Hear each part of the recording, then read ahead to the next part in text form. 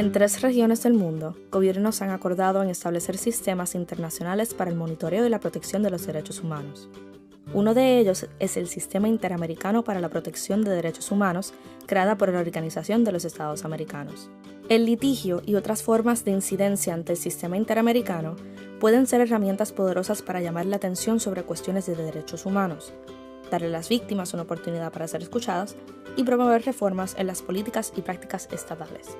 El sistema está compuesto por 2 órganos de protección: la Comisión Interamericana de Derechos Humanos y la Corte Interamericana de Derechos Humanos, los cuales ejercen diferentes funciones. La Comisión vela por la protección de los derechos humanos en los 35 países en las Américas. Recibe denuncias, conocidas como peticiones, para determinar si un Estado ha violado los derechos humanos de una persona o un grupo de personas y, de ser el caso, cuáles medidas debería de tomar el Estado para reparar el daño ocasionado a la víctima y evitar que hechos similares vuelvan a ocurrir en el futuro. Los 7 comisionados visitan países en la región, sostienen audiencias en relación a temas de interés y publican informes sobre la situación de derechos humanos. El trabajo de los relatores de la comisión ayuda a aumentar su pericia y cultivar el conocimiento y conciencia sobre temas de prioridad, tales como los derechos de comunidades o grupos específicos. Por su parte, la Corte dicta sentencias sobre denuncias presentadas contra los estados que han aceptado su competencia contenciosa, únicamente cuando tales casos no han sido resueltos de manera satisfactoria por la Comisión. 20 estados han aceptado la jurisdicción de la Corte. En situaciones de gravedad y urgencia, ambos órganos, la Corte y la Comisión, pueden solicitar al gobierno que tome medidas para prevenir daños irreparables a las personas o al objeto de una petición. Estas medidas son conocidas como medidas cautelares o provisionales. No es la función del sistema interamericano revisar las sentencias dictadas por cortes nacionales que actúen dentro de su competencia y respetando los derechos fundamentales de las partes. Por lo general, antes de acudir a la comisión, los peticionarios deben tratar de resolver el problema por medio de los procesos judiciales nacionales. Además, la comisión y corte no pueden decidir la culpa o inocencia de las personas. Con la presentación de una petición, participación en una audiencia temática, reunión con un relator y el uso de los informes de la comisión, los defensores de derechos humanos pueden aumentar el conocimiento público sobre algún problema de derechos humanos y generar presión para promover reformas. Para tener un mayor impacto, la incidencia ante el sistema interamericano debería de ser parte de una amplia estrategia de defensa, la cual también puede incluir el monitoreo a nivel local, negociación con el gobierno y esfuerzos para asegurar que la comunidad afectada esté consciente de los resultados.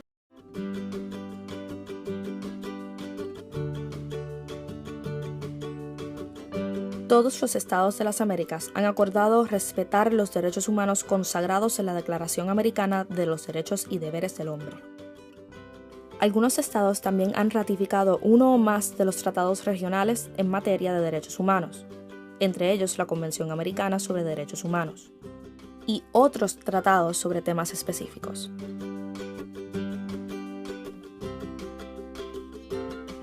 Bajo estos acuerdos, el Estado tiene la obligación de garantizar los derechos a la vida, libertad e integridad personal, igualdad, libertad de religión, pensamiento, expresión, asociación y asamblea, la vida privada y familiar, movimiento, juicio justo, propiedad, protección judicial, honor y dignidad, un nombre, nacionalidad, participación política, a los beneficios de cultura, salud, educación, asilo, trabajo y seguridad social. Nuestra comprensión de tales derechos se encuentra en constante evolución.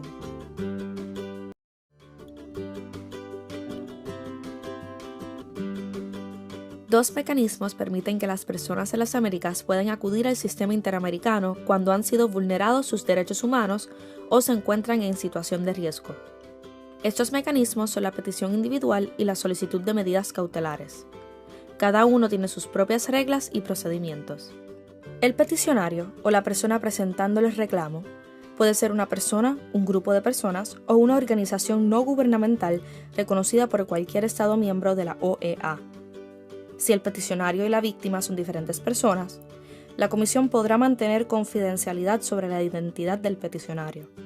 Sin embargo, la comisión debe contar con los datos de contacto actualizados del peticionario y la autorización de él o ella si desea que alguien más le represente ante la comisión. Para presentar una petición o solicitud, se puede usar el formulario proporcionado por la comisión, el cual puede ser enviado en línea, por correo electrónico, por correo postal o por medio de fax.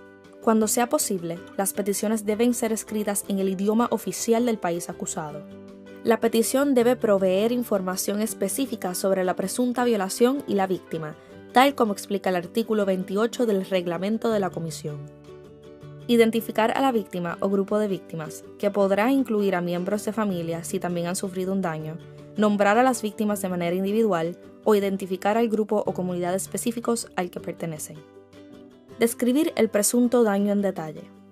¿Cómo ocurrió que una situación, un suceso o serie de eventos previnieron el goce de ciertos derechos humanos por una persona o grupo?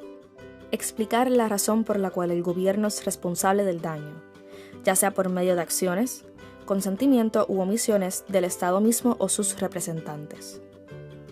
Identificar de manera específica oficiales, agencias, leyes o políticas que hayan causado la violación o permitieron que ocurriese. Identificar el estado donde la violación tuvo lugar y el estado responsable del suceso. Estos son normalmente el mismo país, sin embargo pueden ser diferentes o múltiples países.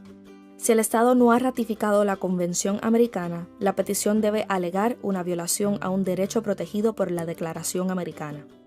Identificar la fecha o marco temporal de la presunta violación, la cual debe ser después de que el Estado acordara el acatamiento, ya sea de la Declaración Americana o de la Convención Americana. La víctima debe agotar los recursos internos, lo cual implica asistir a las cortes locales y seguir los trámites civiles o criminales para intentar resolver el problema. Eso generalmente significa apelar al tribunal de alzada o de apelación que tiene competencia sobre la materia, si no se logra un resultado favorable en la corte de primera instancia. Hay que someter la petición dentro de un plazo de 6 meses desde la fecha en que la víctima agotó los recursos internos. Si los recursos internos no están disponibles, son inefectivos o insuficientes para resolver el problema, la petición debe ser sometida dentro de un plazo razonable, o tan pronto sea claro que el Estado no reparará la violación por su propia cuenta. La Comisión no puede procesar una petición si la misma denuncia haya sido resuelta por otro procedimiento de arreglo internacional con competencia parecida, tal como los procedimientos de denuncia de los órganos creados en virtud de los Tratados de Derechos Humanos de las Naciones Unidas. Si se solicitan medidas cautelares, explicar la situación de riesgo e indicar si el Estado ha sido informado y, en caso de aplicar, si el gobierno ha iniciado alguna acción o investigación preventiva. La Comisión Interamericana de Derechos Humanos procesa las peticiones en 3 etapas: evaluación inicial, admisibilidad y fondo. En ciertas circunstancias, la Comisión puede referir el caso a la Corte. Las solicitudes de medidas cautelares se procesan de manera diferente y pueden ser decididas en plazo de 1 semana o de varios meses, dependiendo de la urgencia y la información provista. La Comisión tramita peticiones y solicitudes con el apoyo de abogados que trabajan en su Secretaría Ejecutiva en Washington, D.C. Tras unas semanas de haber recibido una petición, el registro de la Secretaría Ejecutiva de la Comisión remite acuse de recibo al peticionario y asigna un número a la petición. Las peticiones son evaluadas con base en el orden en que fueron recibidas, a menos que existan razones particularmente urgentes para evaluar la petición antes. Por ejemplo, edad temprana, vejez o enfermedad terminal de la víctima o una situación de gravedad generalizada. El registro toma una de 2 decisiones: abrir la petición a trámite o cerrar el archivo sin más análisis. Si la información proporcionada es insuficiente, el registro puede solicitar información adicional al peticionario. En esta etapa, la Comisión depende únicamente de la información que el peticionario envía por escrito para determinar si se reúnen los requisitos del artículo 28 del reglamento de la Comisión. El Estado no está informado y no participa. Si la petición es abierta a trámite, el archivo es transferido a la sección de la Secretaría Ejecutiva con responsabilidad para el país enunciado. La petición y las pruebas son enviadas al Estado para su respuesta u observaciones, que debe someter en un plazo de 3 meses. A partir de este paso, la Comisión podrá asistir en la negociación de una solución amistosa entre las partes. En la etapa de admisibilidad, La comisión determina si tiene competencia sobre la petición, con base en la fecha, lugar y naturaleza de la presunta violación. También decide si la petición satisface los requisitos de agotamiento, no duplicación y el plazo de presentación, además de determinar si los hechos denunciados caracterizan una violación de los derechos humanos. Los comisionados consideran las posiciones del Estado y del peticionario sobre la admisibilidad y podrán sostener una audiencia o reunión para obtener información adicional de las partes. La comisión publica su decisión sobre admisibilidad y la envía al Estado y al peticionario. Si la petición es admitida, se le otorga un número de caso y pasa a la etapa de fondo. En algunas instancias, la comisión decidirá el fondo junto con la admisibilidad, emitiendo un solo informe. Tal puede ser el caso cuando la víctima alega una violación de juicio justo que le haya impedido agotar los recursos internos. Durante la etapa de fondo, el peticionario podrá solicitar asistencia económica al Fondo de Asistencia Legal para cubrir los costos de proseguir con el caso. Tanto el peticionario como el Estado tendrán 4 meses para presentar argumentos iniciales sobre el fondo y podrán someter información adicional por escrito o durante reuniones o en audiencia pública ante la comisión. Los comisionados decidirán si el Estado es responsable o no de la violación de derechos de la víctima. Si la comisión establece que hubo una violación, prepara un informe preliminar y un listado de recomendaciones sobre la manera en que el Estado podrá reparar la violación y prevenir su recurrencia. El Estado tendrá un periodo de 3 meses para demostrar su conformidad con las recomendaciones. De otra manera, la comisión publica el informe de fondo o remite el caso a la Corte Interamericana. La comisión podrá someter un caso a la Corte únicamente si el Estado ha aceptado su jurisdicción y después de considerar la opinión de la víctima y peticionario, la seriedad de la violación y la importancia del caso para la doctrina interamericana y los sistemas judiciales nacionales. La Corte emitirá una sentencia sobre admisibilidad, fondo y reparaciones y podrá sostener sus propias audiencias. Una vez emitido un informe de fondo o una sentencia, las partes informan sobre el cumplimiento con las recomendaciones. Los peticionarios deben tratar de mantener una relación con la víctima y, de ser necesario, con otras contrapartes locales que puedan proveer información y asistencia en la negociación e incidencia hacia su cumplimiento por parte del Estado.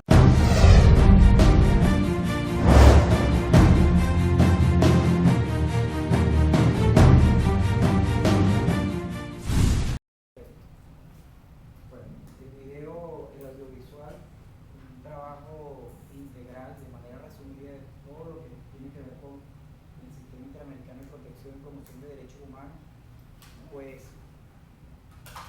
resume o destaca lo que tenemos nosotros, nosotras, las personas que estamos en toda esta actividad de la defensa de los derechos humanos, cómo es nuestra actuación ante ese sistema.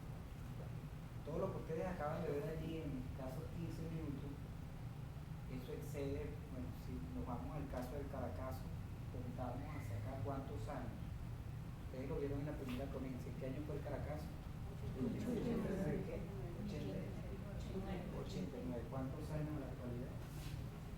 27 años.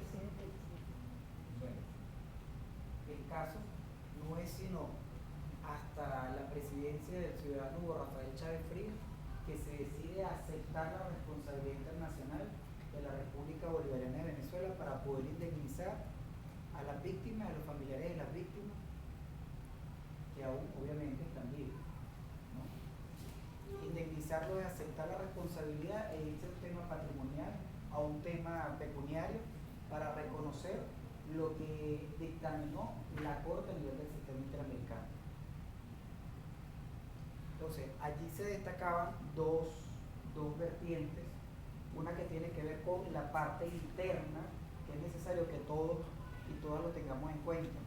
Es decir, el sistema interamericano de protección actúa o se activa y luego que a nivel interno se agotan los recursos en el ordenamiento jurídico determinado. Es decir, después que en Venezuela ya una última decisión por parte del Tribunal Supremo de Justicia, que es el máximo órgano encargado de hacer justicia, de dictaminar judicialmente.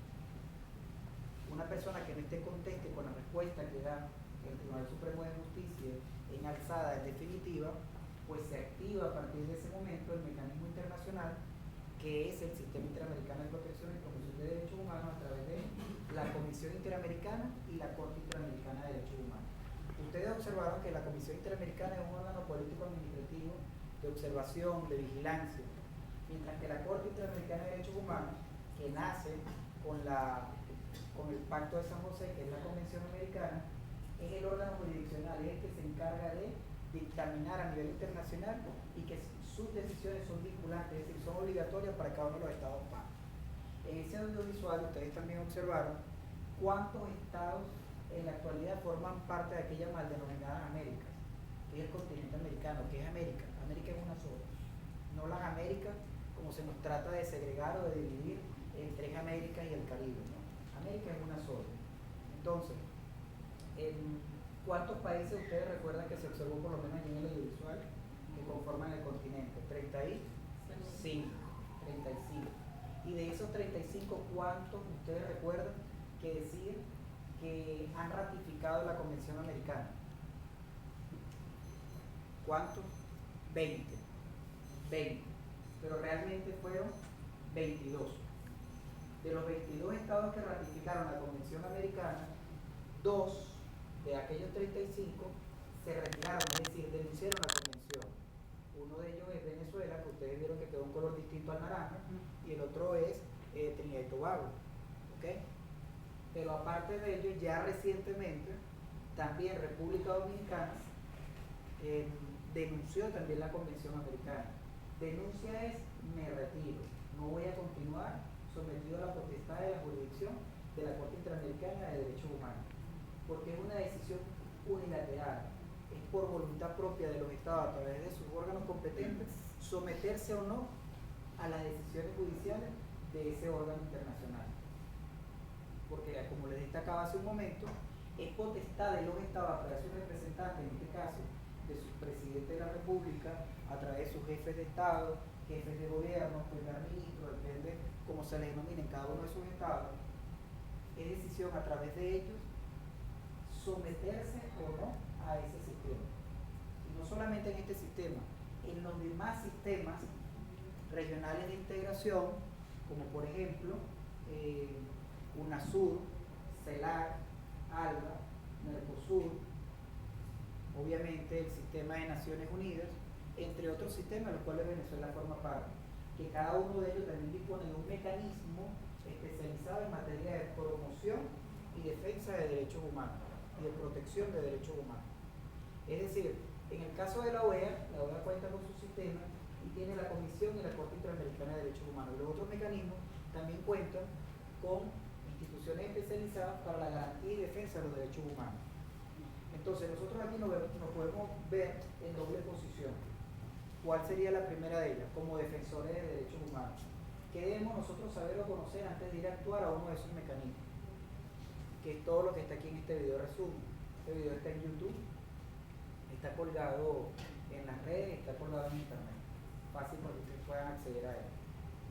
Y adicional a ello, cuando ustedes consideren que ustedes hayan sido víctimas de violación a los derechos humanos y que ustedes estimen que el Estado, con la respuesta que ha dado, no ha garantizado su derecho o, por lo contrario, ha garantizado la impunidad, es decir, no se han determinado las responsabilidades penales individuales. Usted necesita saber qué hacer. Lo primero que usted necesita saber es que usted puede formular una petición ante ese sistema. Hoy día todavía podemos ir a la Comisión Interamericana, a la comisión, que es el órgano administrativo y de vigilancia, a donde no podemos propiamente acudir, y realmente las personas individualmente no podían acudir de manera directa ante la Corte Interamericana de Derechos Humanos, porque el mecanismo es: usted va ante la comisión evalúa su caso, la Comisión Interamericana en Washington, y luego que evalúa su caso, él funge como un fiscal, como el Ministerio Público acá en Venezuela, la comisión, y lleva ese caso acompañándolo usted ante la Corte Interamericana de Derechos Humanos. La Corte lo analiza, evalúa y observa si cumple con los requisitos mínimos de procedencia, lo admite o no como un caso. Bien, normalmente el Estado venezolano, que es necesario que ustedes lo conozcan, que tengan esta información, cuando llega un caso así, el Estado venezolano esgrime como un elemento de su defensa, eso me tocó hacerlo más de una oportunidad, que no se han agotado los recursos internos, porque es un requisito mínimo. Es decir, usted aquí debe primero en Venezuela agotar todos los mecanismos internos, es decir, llegar hasta una máxima decisión del Tribunal Supremo de Justicia, y si esa decisión no le beneficia y usted considera que le afecta su esfera jurídica subjetiva, entonces usted va y activa los demás mecanismos internacionales en esa materia especializada, porque es así como lo disponen los propios instrumentos de carácter internacional que Venezuela ha ratificado. Y hoy me decía la profesora ahorita de su primera intervención sobre lo que tiene que ver con el mecanismo de suscripción, adhesión y ratificación de un instrumento internacional. El tema de la ratificación, nosotros por ejemplo ahorita, vamos a suponer que vamos a extraernos e imaginarnos que estamos en representación de los distintos estados, ¿verdad? Cada uno en representación de sus estados ve si les conviene ese instrumento internacional y dicen voy a firmarlo, entonces usted lo firma, pero luego para que sea obligatorio para ese país tiene que ratificarse, y la ratificación es un procedimiento interno que se efectúa a través del órgano legislador, que en el caso venezolano es la Asamblea Nacional.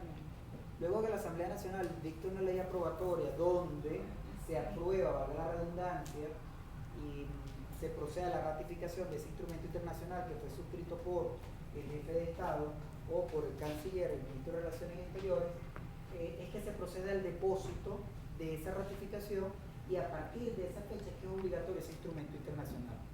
Y si usted va a denunciar alguna presunta violación que está prevista en ese instrumento internacional, pues lo primero que van a ver en la fecha, pareciera ser injusto, pero lo primero que van a revisar es la fecha a partir de cuando su Estado lo ratificó. Y si el Estado dice a partir del 6 de agosto, entonces se va a denunciar en todo lo que es del 6 de agosto en adelante. No puede ser del 6 de agosto hacia atrás.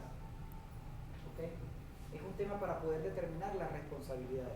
Y han ocurrido muchas cosas. Por ejemplo, desde la denuncia de la Convención Americana, hay casos que han llegado y que ustedes han observado y que se les ha hecho mucha publicidad en Venezuela, y se dice el Estado venezolano es un Estado forajido, es decir, no quiere cumplir con los compromisos internacionales. Pues da la casualidad que esos casos no se cometieron previo a la denuncia de la Convención. Nosotros podemos asistir todavía a la Corte Interamericana y a defender un caso o a participar como Estado por un caso que esté ante la Corte Interamericana, siempre y cuando ese caso haya sido previo a la denuncia, que ya Venezuela está en su tercer año de haber denunciado a la Comisión Americana. Si la persona no quiere, o sea, no tiene elementos para denunciar y justificar que fue previo a la denuncia, entonces la persona tiene que procurar, que la va a defender, procurar denunciar esa violación en el marco de qué instrumento internacional. Aquí se destacó mucho en el audiovisual. ¿Cuál recuerdan ustedes? La carta propia de la Organización de Estados Americanos, que es la que reconoce los derechos y deberes que dicen del hombre. ¿No lo recuerdan? Que decía del hombre en el audiovisual. Obviamente del hombre y de la mujer, de todas las personas, del ser humano, ¿no? Del humano y de la humana. Entonces se puede incluso invocar y actuar para garantizar la no repetición de los hechos como un principio internacional, es decir, que ese flagelo, que esa violación no se vuelva a repetir, y adicional a ello que no haya impunidad. Es lo que se busca con estos mecanismos internacionales. ¿Qué les quiero destacar también en resumen?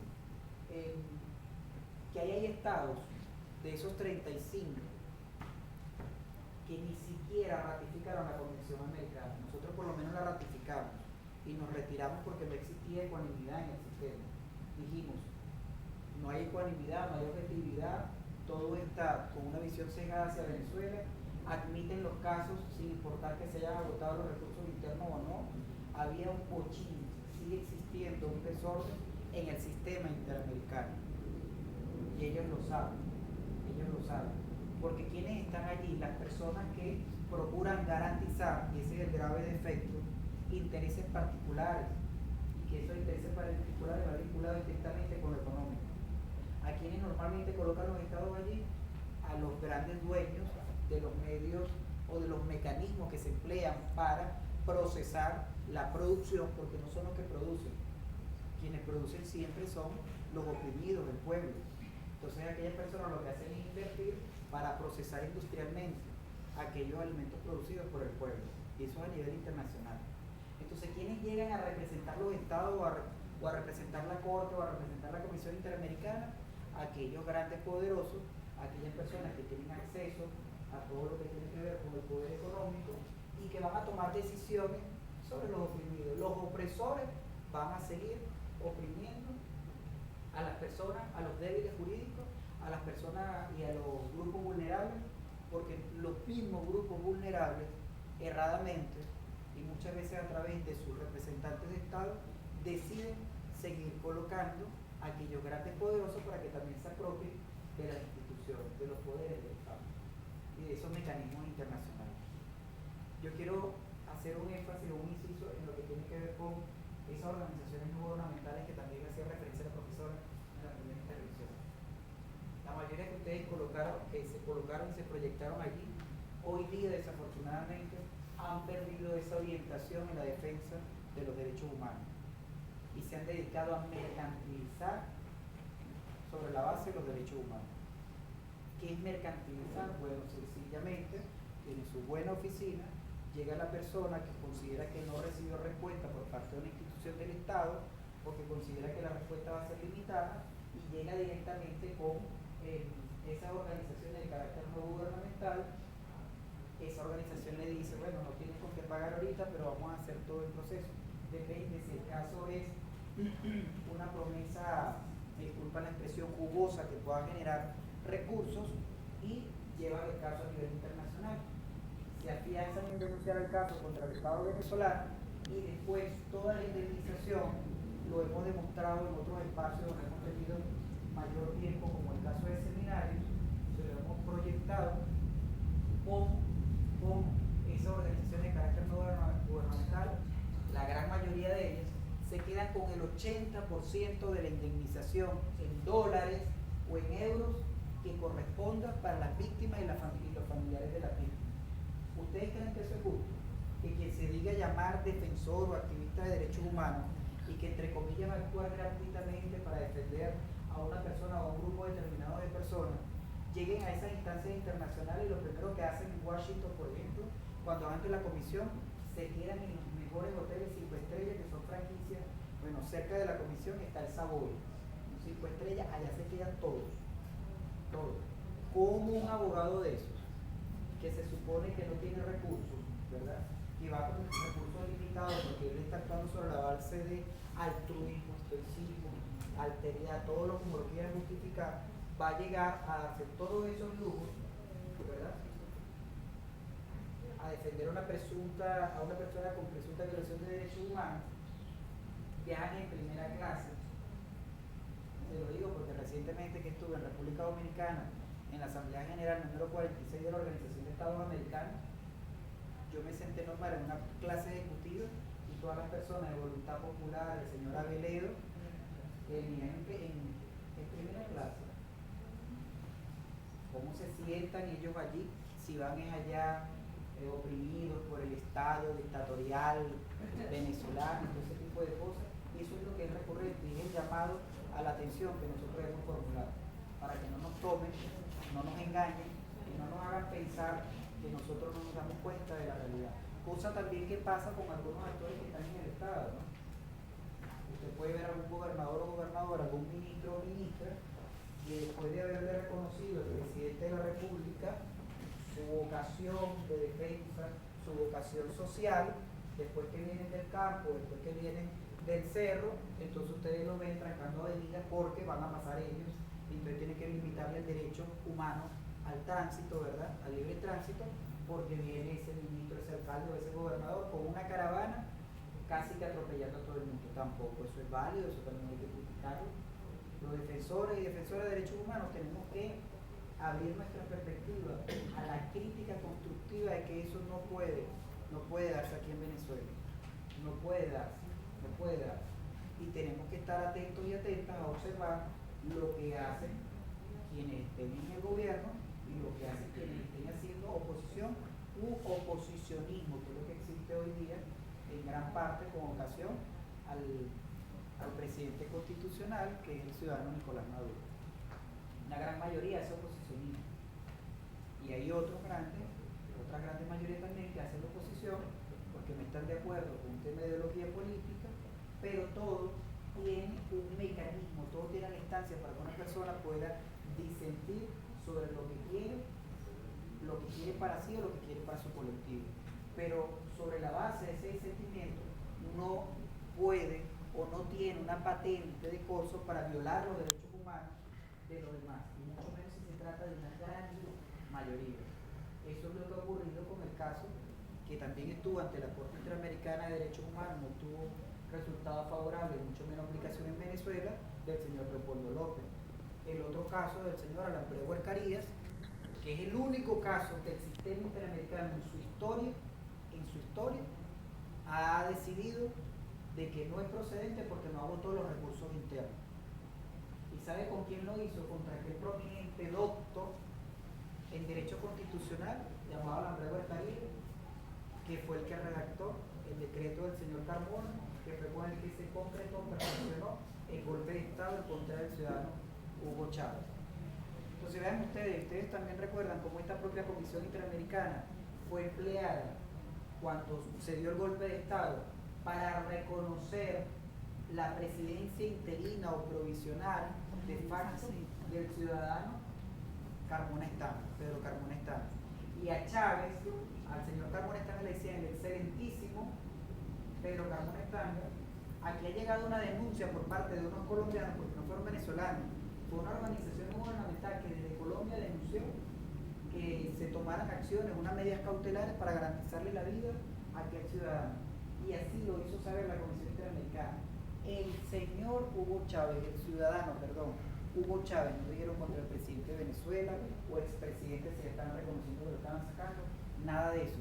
Se utilizó ese mecanismo internacional que nació, que se originó con una intención real de garantizar los derechos humanos para que de manera ecuánime se procesaran todos los casos ante la Corte, todas las peticiones, perdón, por intereses particulares de algunos grandes poderosos, ¿no?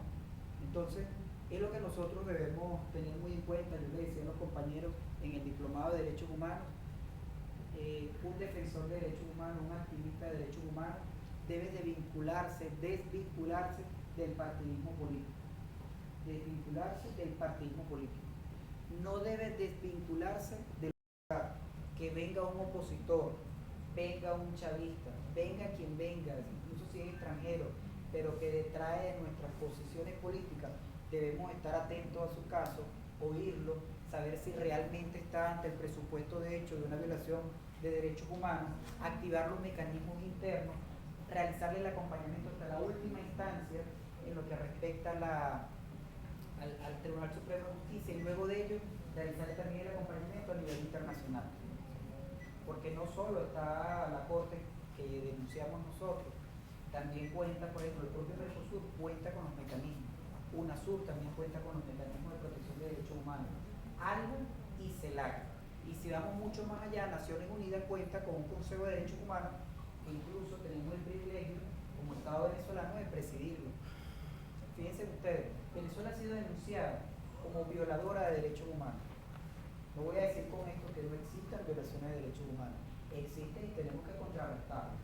Y tenemos que procurar que se determinen responsabilidades penales individuales para el que lo violó. Porque ¿saben ustedes cuál es el grave problema con el tema de los derechos humanos? El problema real. Que hoy día quien está legitimado de violación de derechos humanos son los estados, las personas jurídicas, los estados. Entonces, si yo como un funcionario, como un alto funcionario, incurro en una violación de derechos humanos, van a sancionar a la República Bolivariana de Venezuela y yo quedo libre de responsabilidad. ¿Ustedes no creen que eso lo que hace es propender a la impunidad, a que la persona siga cometiendo violaciones de derechos humanos? Eso va a ocurrir.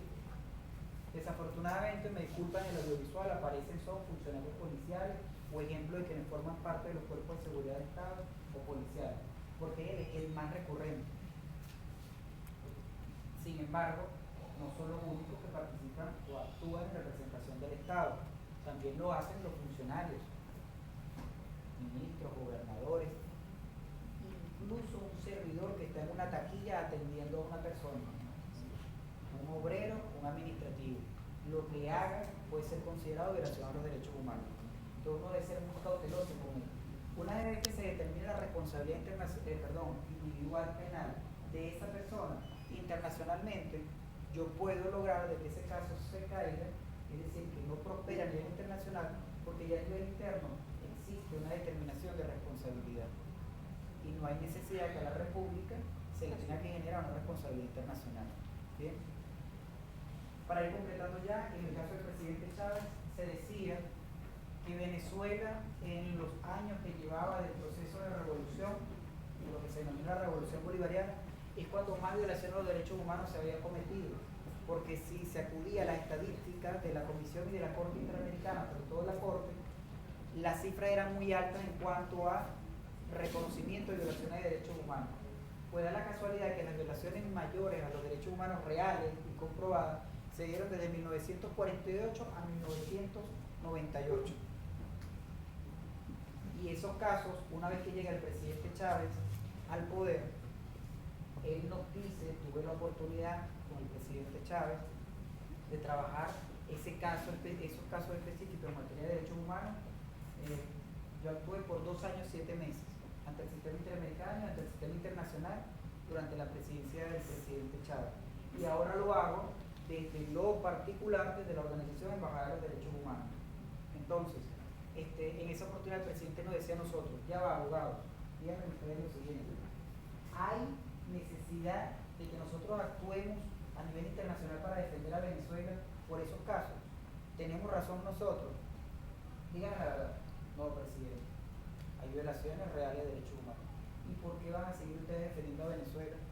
Y van a hacer que las víctimas y los familiares de las víctimas sigan reviviendo el dolor, sigan sufriendo, sigan asistiendo a esas instancias internacionales tratando de obtener respuesta y tratando de obtener justicia. No, señor. Vayan y digan que ustedes reconocen que sí fue así y que Venezuela acepta. Se le bueno, señor presidente, eso es el allanamiento, ese es el término internacional, allanamiento. Es decir, Venezuela se allana. Venezuela reconoce internacionalmente que sí tiene responsabilidad y la asume. No hay necesidad de que haya un juicio, de que haya un proceso a nivel internacional. Y eso se hizo, y es por eso que nosotros subimos en estadística con los casos, porque Venezuela empezó a reconocer todas esas violaciones de derechos humanos del 48 hasta el 98. ¿Bien? Hasta el 98. Y ya los demás, bueno, todos los que se han ido, obviamente, por temas políticos, empezaron a atacar al Estado venezolano. Algunos casos con cierta razón, otros sin razón alguna. ¿Por qué digo con cierta razón? Porque puede haber una presunta violación de derechos humanos, pero la persona no debía irse a nivel internacional, porque tenía que agotar los recursos internos. Cuando llega a nivel internacional, su pretensión queda ilusoria, es decir, no hay justicia para él o para ella, porque se fue a donde no debía ir. Es como el caso del señor Caprile, y me disculpan que lo cite, que es ausente. El señor Caprile desconoció en su momento unas elecciones, ¿verdad? Desconoció al que era al presidente constitucional actual, y él se va directo al TCJ, y él es abogado, y él sabía que él tenía primero que agotar los recursos administrativos internos del propio CNE, que tenía un plazo prudencial para él atacar esa proclamación. Como no lo hizo, cuando el TCJ se le pronunció, le dice que debe pasar primero por el CNE, y cuando al CNE se le había vencido el plazo. Entonces allí no hay justicia para la persona, es porque no cumple los mecanismos, no cumple con los protocolos, con las instancias. ¿Ven? Deben cumplir, y las personas lo conocen. El problema está es que desconocen la institucionalidad a nivel interno, y nosotros no podemos a capricho decir si me someto a la justicia o yo simplemente reconozco la autoridad de la Guardia Nacional, no la del Ejército. No es capricho nuestro decidir a dónde someternos o con qué norma, con qué nacional o internacionalmente. Entonces el llamado es a que nosotros reconozcamos que en el marco de esas asimetrías de poder existentes entre nosotros, que somos pueblos, las instituciones del Estado y otros factores de poder, como lo que tienen los emporios comunicacionales, los emporios económicos, las transnacionales farmacéuticas, que también ejercen poder, ellos pueden ser reconocidos como violadores de derechos humanos, y que nosotros debemos saber que podemos actuar en contra de esos otros mecanismos, y que desde Venezuela la propia Defensoría del Pueblo ya debe actuar en reconocimiento de esos otros actores legitimados de violación, y y que se debe actuar en contra de ellos y no solo en contra del Estado. El Estado, si cometió violaciones, vamos a actuar en contra de él. Perfecto. Eso no se desconoce, pero también hay que reconocer que hay otros actores que cometen violaciones de derechos humanos y vamos orientados hacia ellos. Desde la Defensoría del Pueblo, a través de la Escuela de Derechos Humanos, de la Fundación Juan Pérez Zulia, se les indica, porque está abierto tanto para civiles como para militares. Yo he tenido el privilegio de tener oficiales, lo que anteriormente le denominaban oficiales, que hoy en día todos entran como oficiales técnicos y profesionales. Los he tenido en Caracas, en Lara, en Nueva Esparta, en Barinas, acá en Vargas, que me han dado el privilegio en esta primera corte, en Miranda, donde hemos estado a través de la Defensoría del Pueblo, en Táchira también, dando los diplomados en materia de derechos humanos.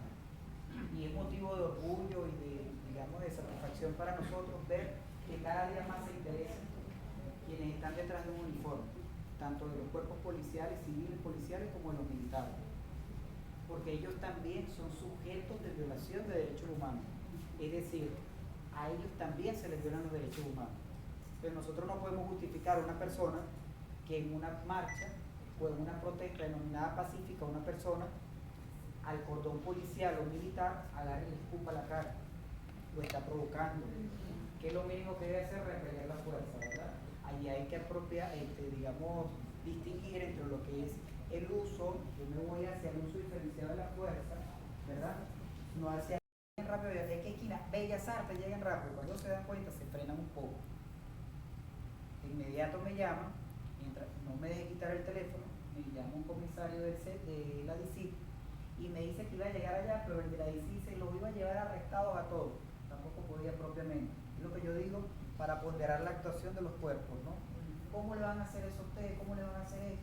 Y aquí indistintamente, que uno esté en cargo, que uno haya cumplido cargo, ningún ciudadano, venezolano o extranjero, con condición migratoria, regular o irregular, en este territorio patrio, puede ser sometido a ese tipo de acciones de violencia y al no cumplimiento de los protocolos que están previstos para cada uno de sus cuerpos, sean policiales o militares. Y eso se colocó así de puro policía porque llegaron para someternos, llegaron otras unidades para brindarle apoyo porque supuestamente nosotros estábamos ofreciendo resistencia. Cuando lleguen esas otras unidades y llega la gente del SEBIN, ven que algo malo está ocurriendo realmente para ellos, ya no para nosotros. Cuando todo eso ocurre, llega la jefa de la unidad de ese sector, no sé cómo se le llama el cargo, y ella pide mediar conmigo y me dice que ella va a tomar medidas, pero que por favor no lleve eso a otras instancias. Y me dice, ¿cuál fue el funcionario? Le digo, a mí me agarró, fue este joven. Y dice, pero doctor, debe estar equivocado, identifique bien a la persona. Es él. No, pero es que él está libre. Él está libre hoy, estaba uniformado y estaba portando un arma. Y entonces en el momento le digo, joven, enseñe su arma, porque mire, lo está uniformado. Bueno, él puede estar uniformado, pero él no tiene arma de reglamento ahorita. Y cuando ve, no la caga, le digo, mire, lo siento, si usted no está en capacidad de asumir el error en el que incurrieron, de reconocer la falta, yo no voy a quedarme con esta aquí. Yo necesito que se inicien los procedimientos correspondientes y a usted que se está prestando en lo que está ocurriendo. Vean ustedes todo ese tipo de situaciones. ¿En qué conllevamos? Al día lunes, el mismo día, al día siguiente, que era lunes, yo estaba dictándoles una conferencia de materia de derechos humanos a todos ellos encerrados allí. Era como una especie de trabajo comunitario. Y al funcionario que me agarró de aquí